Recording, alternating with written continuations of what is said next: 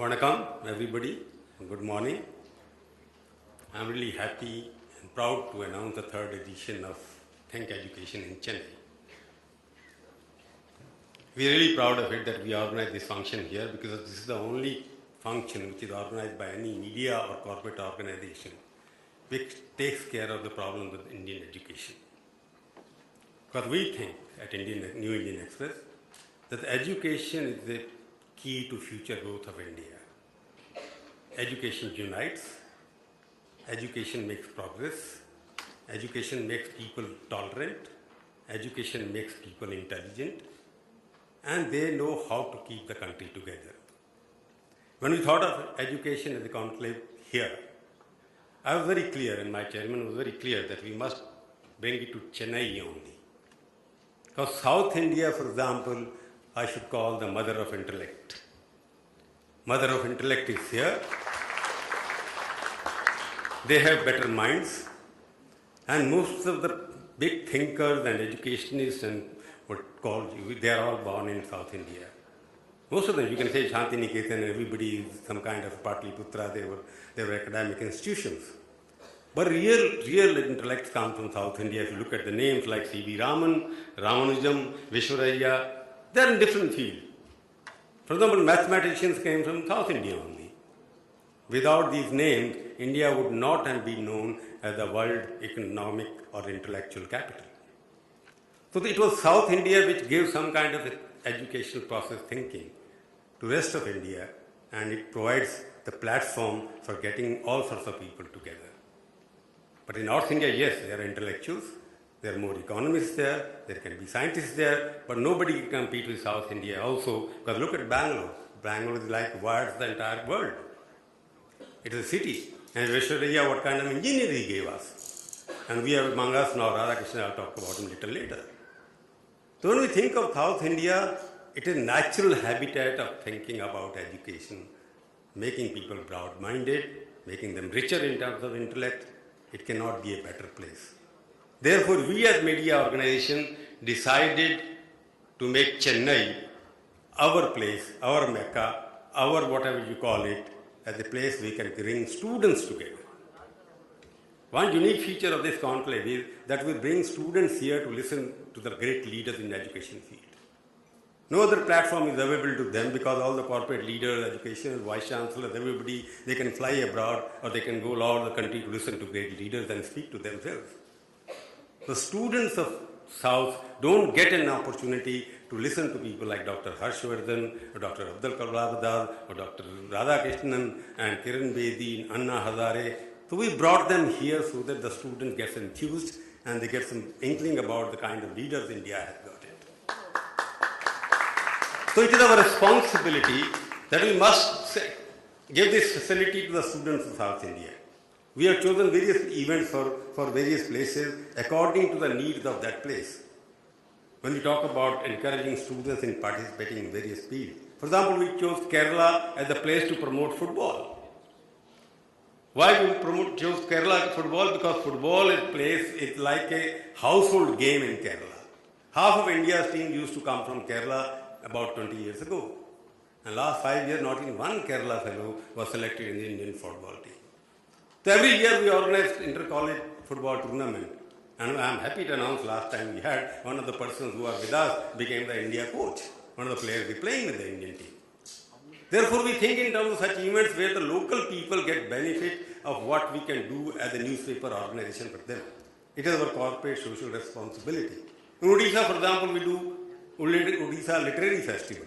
Because Odisha is known for rich literature.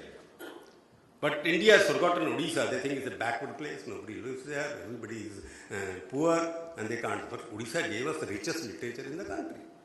So we are putting all literature people together. We bring them to one place and we organize this. And this time we have decided something else. We have started Devi Awards, which means we must find women, not the big women who name appear all the time in the newspapers, to award them because they have done something different. One of the women will be speaking here later, but she is not highly educated. What she has done for what she is doing is a wonderful job. So when we decided that we'll do ThinkEDU here, it has been growing from year to year. For example, in 2013 edition, that's the first edition, we had 66 speakers. 2014, we had 56 appear, and now we have only 45. Why? There's a reason for that.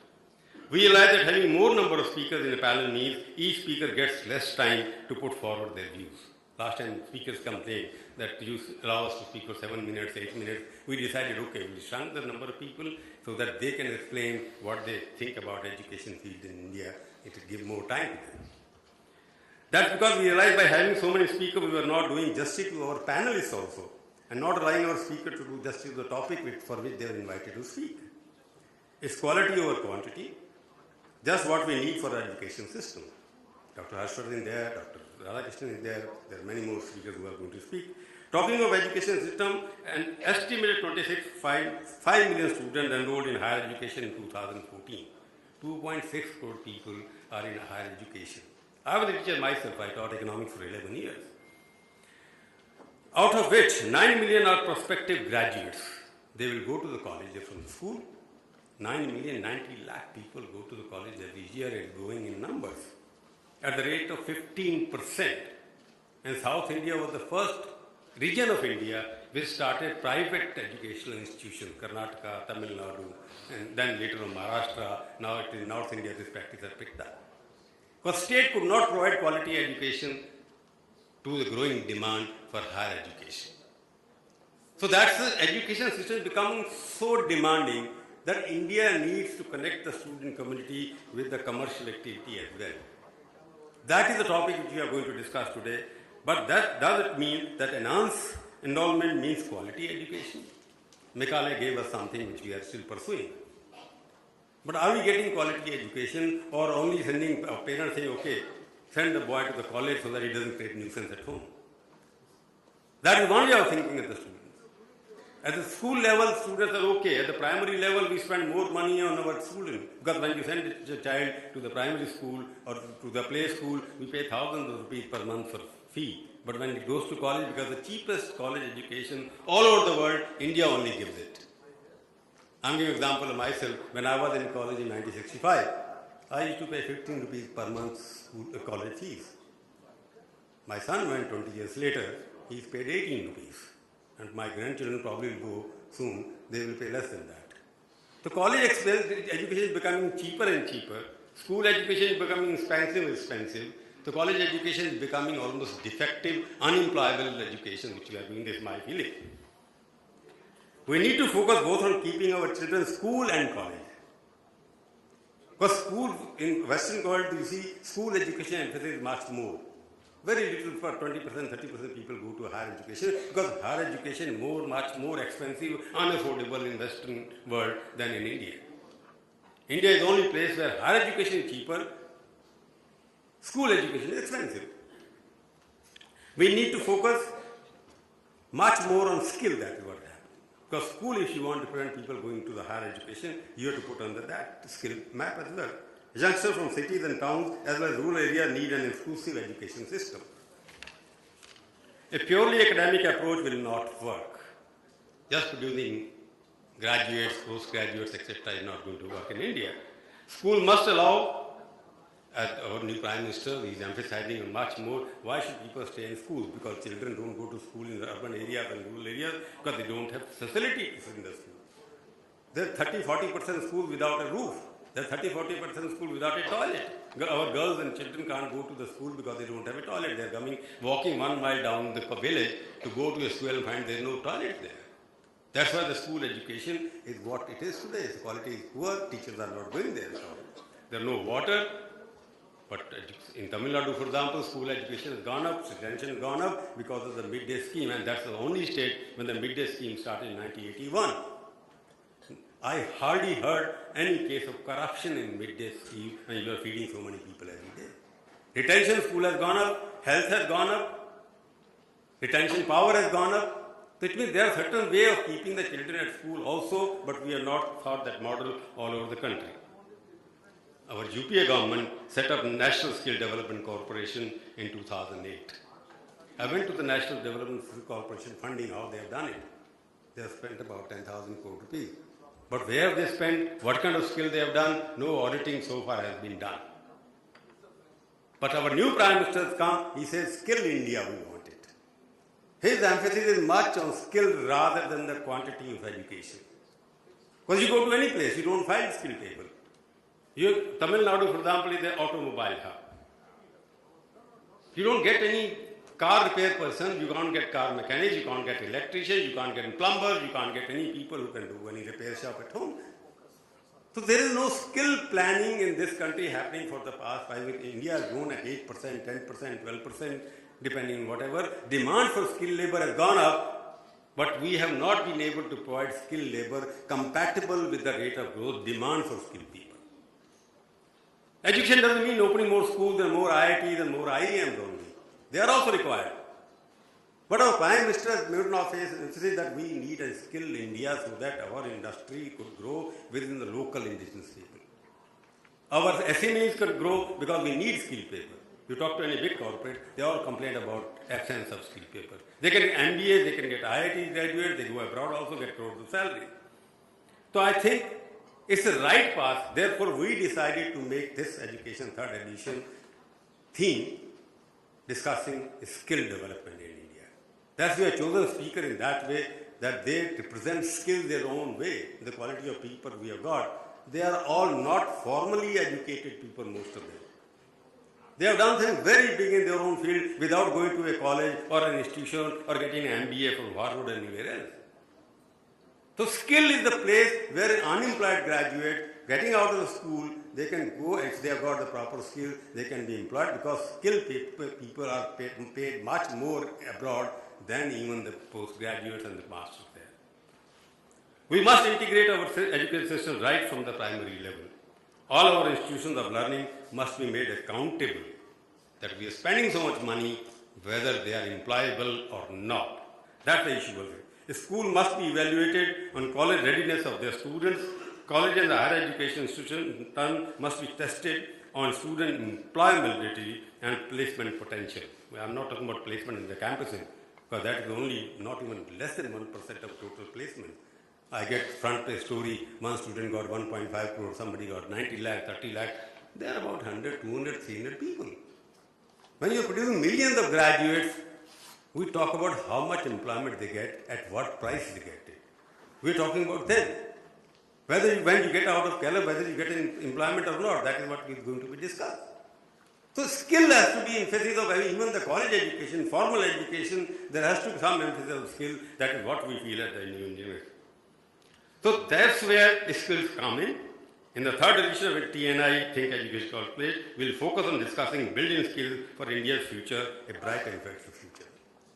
As our first person, MC, was pointing out, our emphasis was that we will discuss, Indians will discuss about India.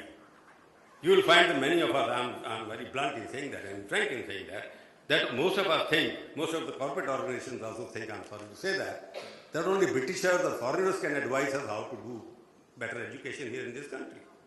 Only people coming from Harvard and everybody can advise us how best we are. They feel proud in announcing so-and-so from foreign university is coming to address this conclave. So-and-so for foreign people are coming to address such and such conclave. We decided we will not invite any foreigners unless he or she is working in India and done something very good for the Indian country. So it is a first education conference, we will call it. We are proud to be Indian. Indians can lead the world. We don't want to be led by others in this field. That's our emphasis here, that we will discuss, Indians will discuss Indian education system. Because we know what is needed here. We know what is required by India. You can put IAM, the IAS, whatever you want to put, that's a model which creates more valuation for the company. What about the values of the country? So we must emphasize on the values of the company, get an education system which makes responsible citizens, which makes somebody a proud Bharatiya. That's the emphasis we are going to on the education, and therefore we have selected people who have done India proud. I got two people on the stage who are the beginning of the thing. I am really, Dr. Radhakrishnan is our former chairman of the ISRO. We call him the spaceman. People call him Spider-Man, somebody else man, but we call him the spaceman. He is physically present on the ground, but he is thinking of the space. And he has done such wonderful things that we have done so much better than the most of the country. Dr. Raj, the man behind the Mars mission. What happened? Because we were much more behind it. Among many other glorious things, he started his career as an avionics engineer at the Vikram Sarabhai Space Center in Thiruvananthapuram. He's a proud Mallu, if I call it, don't forget that way, because I've got addition there also. At ISRO, from where Dr. Radhakrishnan recently retired as chairman, he held decisive positions in space launch system, space application, and space program management. Earlier, he was director of Vikram Sarabhai Space Center, the lead center for launch vehicle technology in ISRO, and director of the National Remote Sensing Agency. He was also founder director of Indian National Center for Ocean Information Services and the first project director of the Indian National Tsunami Warning System. Let's give a big hand to the man who gave us, made India the space power of the world. And he retired, but he is still associated. I think India will be proud of using him further in getting what we are doing here. This is known as the skill, what we call it. And the other speaker is equally important for us, Dr. Harshvardhan, Minister of Science and Technology. I know him for almost 40 years. When he was a student at Cornwall College, medical student, pre-medical student. He's a bright student. I won't talk much about it because I'm biased in favor of him. But I say you have seen him, you have heard him. He is a figure who represents humility, who represents intellect. He represents commitment to the job which he does. And he was when he was health minister of Delhi. He eradicated polio altogether. He is known as the polio killer giant. ENT doctor Lord Bai Hall has fought for polio eradication. A member of the RSS since his youth, he was elected from Krishnanagar Vidhan Sabha constituency. Unfortunately, he must be unhappy that this time his party lost, not because of him, but he must be feeling very depressed because of that. But he's not a person who will give up so easily. He's a fighter. I know him for 40 years, so I can tell you that. He was appointed Minister of Health in the government of Delhi and later became Law Minister as well. Dr. Vardhan has served the South Asia Office of the World Health Organization as an advisor. He is the first Indian to be nominated to the prestigious WHO body. The Strategic Advisory Group of Experts, where he counseled the international body on developing policies on vaccine biologicals. He also served on the Global Technical Consultative Committee Group and Technical Consultative of the South Asia region for polio eradication. He attended Ganesh Shankar Vidyarthi Memorial Medical College, Kanpur, from where he received his MBBS and MS degree with a specialization in ENT. Let's give a big hand to him. I will just request him to give little